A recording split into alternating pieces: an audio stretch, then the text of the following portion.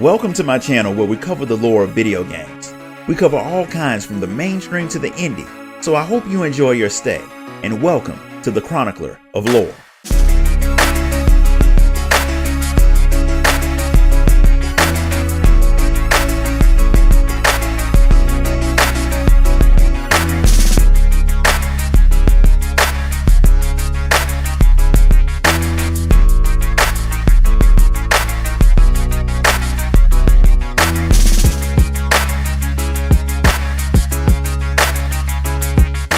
There's been reports of a blasphemy wandering around in Alamigo. They've sent out soldiers to find the thing and deal with it, but since blasphemies aren't exactly pushovers, the Alamegans are expecting a lot of people to get hurt. Unfortunately, most of their healers have been stationed in other places, so they're hoping to get some help from skilled healers from outside of their borders, and the number one person on their list is the Warrior of Light. Since she's an accomplished healer and pretty good friends with the people working to restore the nation, she agrees to do just that. So she heads over to talk to a man who she hasn't seen in a while, and that's Raban. He's happy to see you and he would normally like to hear about all of the weird stuff you've done since you were last together, but there's more important things to worry about at the moment, so that'll have to wait. When the blasphemy first appeared in the city, the guard got most of the people away with only a few injuries, but the blasphemy escaped and they haven't seen it since, which is bad since having one of the creatures around tends to cause other people to transform. A lot of people saw the man change, but no one knew who he was, so that won't really help you all track the thing down. But whatever caused the man to give in to despair and turn is likely to cause more people to do the same, which makes Raban think that figuring that out will be the best way to go forward. While you're working on stopping people from turning, the ones who do turn have to be put down. Raban wants you to join the teams that are hunting the things and make sure his men don't die.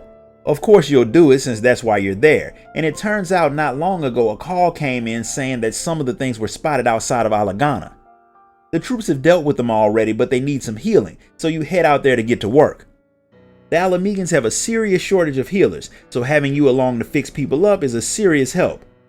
Once you've made sure the soldiers won't bleed out, you meet up with Raban, who's working with an old friend of yours who you haven't seen in a while, Arnvald. He's still paralyzed, but that hasn't stopped him from working with a new group of do-gooders, which is why he's out in Alamigo in the first place. But before he could get started with his own mission, the whole blasphemy thing started. The old man Ragnfrid saw some of the people who had changed into monsters, and they were some of the very people that he was trying to help. After Lisa's meeting in the royal palace where she started working on bringing the people of Alamigo together, things started to improve in the area, but a lot of people were still struggling to rebuild their lives after everything that had happened. So Ragnfrid had started a group called the Silver Griffins, who would work to help the Alamegans who had joined the Empire rejoin the rest of Alamigo and start their lives over. The main people they were trying to help were the remaining members of the Skulls and their family. Ragnfrid and pretty much everyone else still hates them for what they did, but after seeing how Fordola protected them from the Primal then submitted to their punishment without fighting back, he started to try and understand what made Fordola and the others join the Empire. The answer was obvious once he thought about it.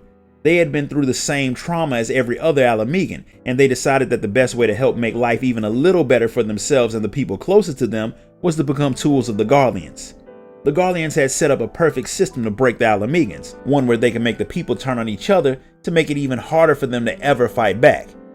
It worked, and the effects can still be seen even though Alamigo is free, especially in the people who joined the Empire.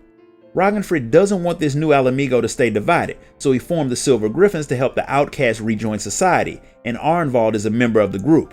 He's been acting as a middleman to help make it easier for the former Imperial sympathizers and the other Alamegans to work together. He's good at the job, but the families of the former Skulls have not been willing to work with the Griffins, and they're the ones who've been turning into blasphemies. Raban can understand why. Being related to traitors who tortured and murdered their own people would put someone in a very negative headspace, which isn't good when being depressed turns you into a not-so-random monster. Arnvald's echo let him see the memories of one of the men who had turned, and it let him know a lot about him. The man had joined the Empire because he had a son, and it was the best way to get what he needed to take care of him. He knew that the people wouldn't like it, but keeping his son fed was more important to him, so he took the abuse and kept on living. His son saw how the people treated his dad, but he couldn't do anything about it until he got older. Once he was old enough, he joined the Skulls to try to return the favor and make his dad's life better. And because the Alamegans hadn't exactly treated his dad well, he followed every brutal order without caring. He died during the revolution, and his dad blamed himself, thinking that he caused his son to end up dead. and those feelings made him transform. His story is not all that unique among the Skulls members, which means a lot more of their family members are at risk of turning if nothing changes soon. Since he's half Garlean and grew up in Alamego, Arenval knows how they feel firsthand. People treated him like crap too, but that's not a good reason to just roll over and die. He thinks he can make the people see that, and Raban is perfectly fine with letting his group try, since anything that can stop the transformations is a plus. He wants you to help them when you can, but he's pretty sure that more blasphemies are going to pop up, so your healing skills are going to be needed again soon. In other words, you're about to be very busy. Raban has his men searching for the blasphemy that started all of the chaos, but so far they haven't seen the thing. There have been quite a few smaller creatures popping up all around Garabania, so his troops have been dealing with them too. To make a not so good situation a little worse, there have been rumors spreading that the new monsters were the Skulls' relatives, and that's not necessarily the case. But if people think the Skulls' families are turning, they may decide to murder them before they become less squishy, which will make them turn and everything will get worse. These new incidents haven't exactly helped the Silver Griffins with their own mission, so Raban wants you to go see if you can help the situation a bit. But he's not going to send you out alone. He's partnering you up with Fordola, who's about as happy about this arrangement as you might expect, which is a nice way to say that she hates it. She doesn't like being constantly under guard or wearing the collar that can be used to put her down in a very unpleasant way. But she did agree to it as part of her punishment for fighting against Alamego.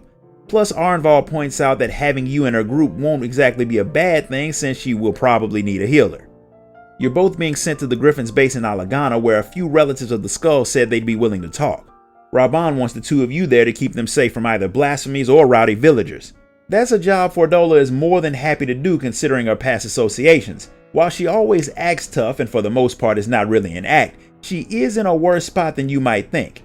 She's at more of a risk of turning into a blasphemy than most people, because she has even less control of her echo than you do, and the different visions that she gets on top of her own trauma will not exactly help her mental state that much. So Arenval wants you to try to help her as much as you can, since he can't watch her back anymore. Ragnfrid is happy to see you, but he's not all that excited to see Fordola, even though he still remembers how she helped everyone. She doesn't care how he feels about her. She just wants to know what the mission is so she can get it over with. One of the families that the Griffins were trying to help disappeared. They all lived in the same house, but when one of the Griffins went to check on them, the house had been torn apart by monsters. There were no bodies, so he figures that the family turned, so he wants the two of you to hunt them down before they can hurt anyone. Between the two of you, putting down the creatures isn't all that difficult, and they had a few things with them that proved that they were in fact the family that had gone missing. It's good that you managed to stop them before they could do any damage, but when you get back to the camp, a man whose brother had been a Skull sees Fordola. He freaks out and transforms right in the middle of everyone. As he changes, Fordola's echo hits her, and the experience is way more painful than yours. The new monster attacks a child, but Fordola takes the hit to save her. Even though the child's mother watches Fordola save her kid's life, she doesn't want the woman anywhere near her daughter. Fordola doesn't argue, she just leaves, and you go after her so you can do your job and heal her because she needs it. She argues with you because that's what she does, but she finally lets you heal her. The way the woman acted toward her reminded her that she can never undo all of the things that she's done, and there's no way that anyone will ever forgive her for joining the Garleans and killing so many of her own people. She hadn't liked what she was doing, but it did become easier after a while. Easier to do, but not easier to live with. And while she tries to act like it doesn't bother her all that much, the way she really feels about her situation reveals itself when she starts to turn into a blasphemy. The Warrior of Light helps her calm down and stop the transformation, but she lets you know that what pushed her over the edge was seeing the man's memories just as he turned. She was the entire reason that he had turned, because she had been the one to kill his brother.